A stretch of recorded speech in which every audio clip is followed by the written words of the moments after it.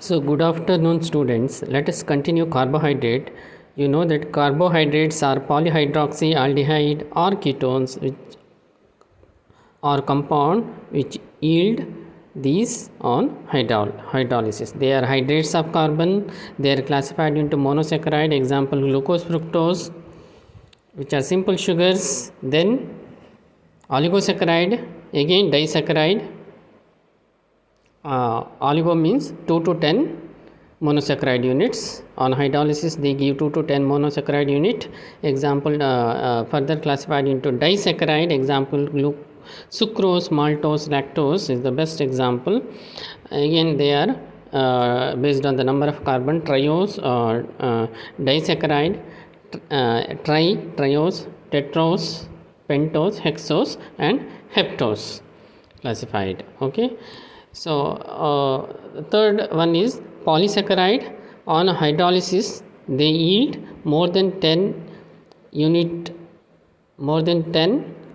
same or different monosaccharide unit.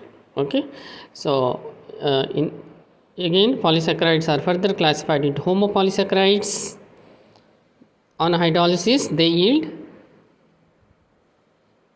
same type of monosaccharide unit. For example, starch, glycogen, inulin, they yield same type. Starch yield glucose units only on hydrolysis. Heteropolysaccharides, they yield more than one type of monosaccharide unit. So they also carbohydrates which contains more than 10 monosaccharide unit. That is why it is called poly. Hetero on means on hydrolysis they yield more than one type of monosaccharide unit. Okay. Example for heteropolysaccharide is glycose amino glycans. Okay, and agar is the example.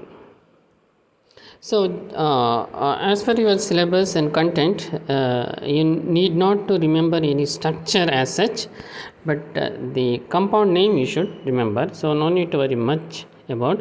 So for the understanding and introduction purpose, I am giving the structure here. So structure no need to concentrate from the exam point of view while writing the this one exam answers. See briefly. You see what is glucose molecules is C6H12O6, carbon, hydrogen and oxygen. Okay, so they are closed form or ring form, D-glucose and D-fructose, what you see in here. There is a glucose, there is a CHO group, aldehyde group. If you see fructose, it is a keto sugar, so it contains C double bond O. Okay, keto group, it is a carbonyl group.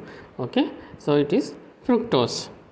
Similarly, galactose also same formula. Okay, there is a change in the structure. So what is the meaning of alpha glucose and beta glucose? What is the meaning of alpha and beta? Alpha and beta is nothing but there is a same formula, but there is a change in the hydroxyl group. In alpha it is below, okay, and in beta hydroxyl group is above. That is the difference, alpha and beta glucose. So no need to go much detail. Again no need to get confused. So you have seen you can see the structure of alpha and beta. That is the change in the position of this hydroxyl group. Okay.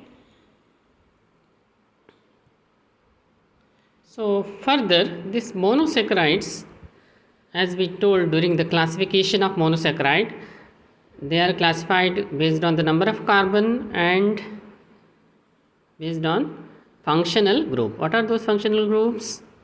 Aldoses contain CHO aldehyde group. Example, glyceraldehyde glucose, ketose. Functional group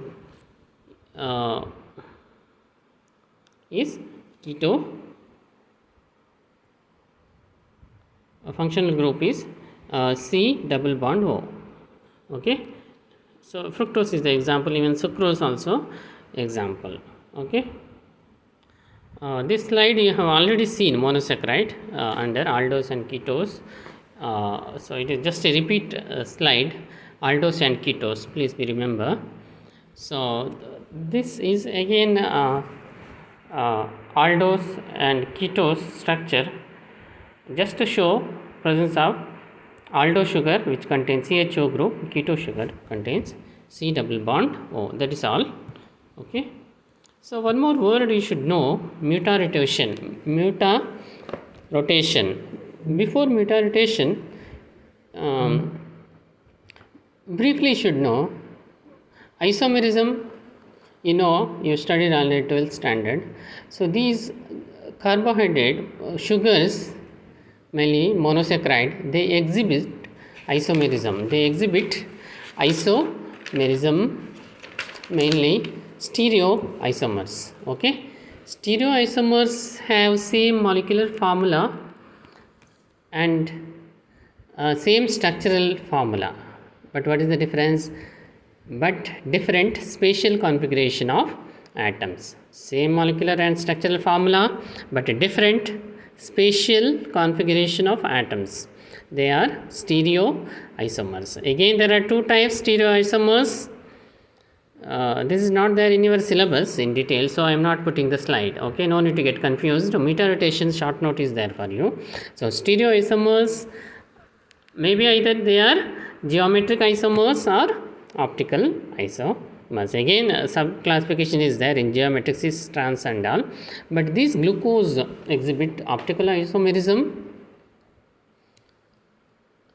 So because of they have the capacity of the they are optically active compound. They can rotate the plane polarized light to the right. If they rotate the plane polarized light to the right, it is D, capital D, dextrorotatory. Okay, if they rotate the plane polarized light to the left, it is levorotatory. That is why D and L glucose denoted. Alpha and beta, D and L. Also you should know about anomeric carbon. Anomeric carbon means it is attached by 4 side different carbon, that is called anomeric carbon. Asymmetric carbon, because of the presence of asymmetric carbon, these carbohydrates show the properties of this rotation. Okay, so dextro and levo, because they exhibit optical isomerism. Based on the type of rotation, it is dextro means plus right, levo means D. Okay, D glucose and L glucose. Okay, so glucose is dextrorotatory in nature. A freshly prepared solution of alpha glucose rotates the plane polarized light to 112 degree. This goes on decreases and reaches a constant level 112 degree. That decreases. Okay, it takes few hours and reaches a constant value of 52.5 degree after few hours.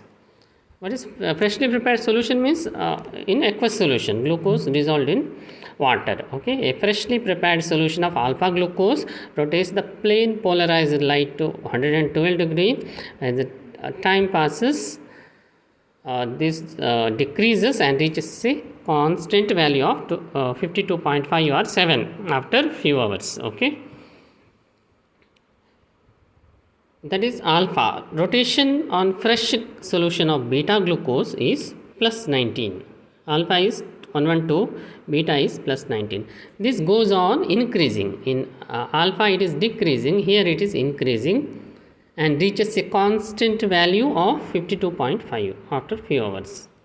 This change in rotation is called mutarotation. So you may get a short note on mutarotation. Just write in sentences. This change in the rotation is mutarotation. This is due to the interconversion of alpha glucose molecule into beta glucose molecules and vice versa. Okay, this property is called mutarotation. All this because of the these monosaccharide glucose molecules are optically active. They exhibit stereoisomerism and optical isomerism. This is the term for mutarotation.